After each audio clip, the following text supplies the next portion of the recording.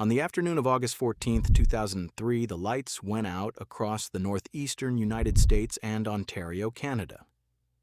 Within minutes, 50 million people were plunged into darkness in what became the most widespread power outage in North American history. What began as a seemingly minor technical issue in Ohio cascaded into a catastrophic failure that left major cities paralyzed and exposed critical vulnerabilities in the continent's electrical infrastructure. At precisely 4:10 p.m. Eastern Time, New York City went dark. Traffic lights failed, subway trains ground to a halt in tunnels beneath the streets. Office workers found themselves trapped in elevators and high-rise buildings, but the blackout extended far beyond Manhattan. Detroit, Cleveland, Toronto, Ottawa, and dozens of other cities experienced the same sudden loss of power. The electrical grid, serving approximately 1/5 of the United States population, had collapsed in a matter of seconds. The failure began hours earlier in the unlikely location of Walton Hills, Ohio, a suburb southeast of Cleveland. At 1:31 p.m., a high-voltage transmission line operated by FirstEnergy Corporation sagged into overgrown trees and short-circuited. This single failure should have been manageable. The grid was designed with redundancy precisely for such occurrences. Other lines were meant to absorb the load automatically. However, a critical alarm system at FirstEnergy's control center had malfunctioned. Operators remained unaware that their system was compromised. Over the next 2.5 hours, 3 more transmission lines failed in succession as they became overloaded, each one forced to carry current it was never designed to handle. The operators, blind to the deteriorating situation, took no corrective action.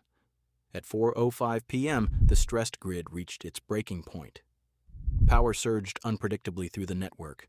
Protective systems at power plants across the region detected dangerous conditions and automatically shut down to prevent equipment damage. Within 9 seconds, over 100 power plants went offline.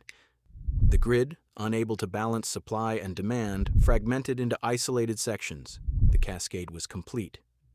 The human impact was immediate and profound.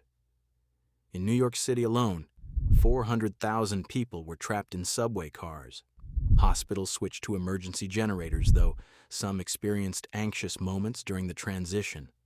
Cell phone networks became overwhelmed as millions attempted to contact family and friends simultaneously. With traffic signals dark, intersections became scenes of confusion and occasional chaos.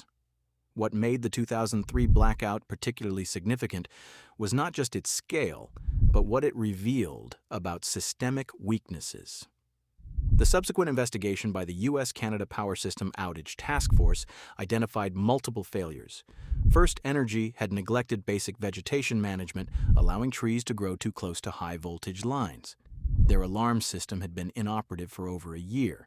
Regional coordination between utilities proved inadequate. Communication protocols during the developing crisis were insufficient. Perhaps most troubling was the revelation that the electrical grid's computer systems were outdated and poorly integrated. Different utilities used incompatible software and monitoring systems. There was no comprehensive real-time view of the grid's status across the entire interconnected region. The infrastructure serving millions operated with blind spots that would be unthinkable in modern aviation or financial systems. The blackout lasted 2 days in some areas. Economic losses were estimated at $6 billion. Yet remarkably, there were relatively few casualties directly attributed to the outage, a testament to the resilience and cooperation of affected communities. Neighbors helped neighbors. Strangers shared information and resources. In the aftermath, significant reforms were implemented. The Energy Policy Act of 2005 gave the Federal Energy Regulatory Commission new enforcement authority over grid reliability. Mandatory reliability standards were established. Utilities invested billions in modernization, vegetation management, and improved monitoring systems. The concept of the smart grid emerged as a priority. The Great Northeast Blackout of 2003 stands as a stark reminder that our modern society rests upon infrastructure we often take for granted. When that infrastructure fails, the consequences ripple through every aspect of daily life. The lessons learned that August afternoon continue to shape how North America manages and protects its electrical grid today.